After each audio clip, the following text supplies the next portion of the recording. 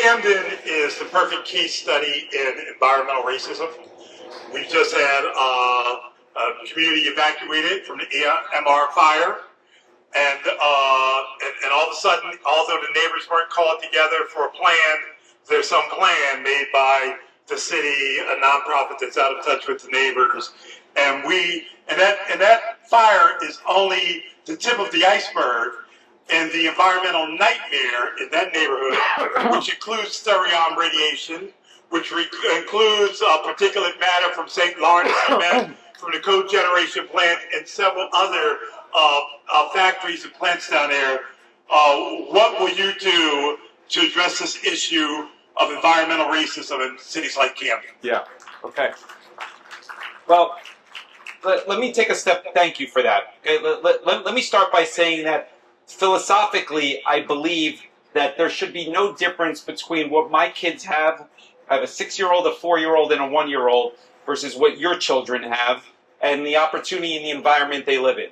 That pertains to clean air, that pertains to clean water, that's an environment that is safe, that they could grow up with healthy. It is very important to me. I say that in every room because my wife and I have a big priority right now in our house around water purification, thinking about environmental issues for my house. And I say all the time that there should be no differences between where you live as it relates to those issues.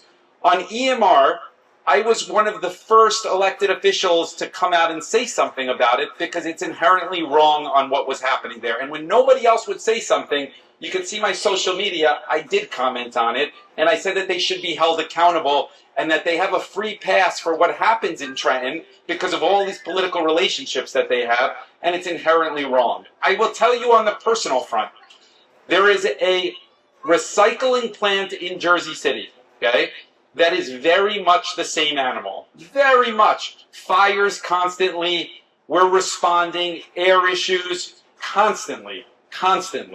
Now, I report it to the state all the time, and we have had no response. I am chomping at the bit to solve that and to solve your issue as well. I will tell you that. I believe at the end of the day that you look at the relationships that happen in Trenton and you look at how people get these things adjudicated, there are huge discrepancies because it really is about what I said earlier, a relationship based on one person who dictates all of the politics for an area.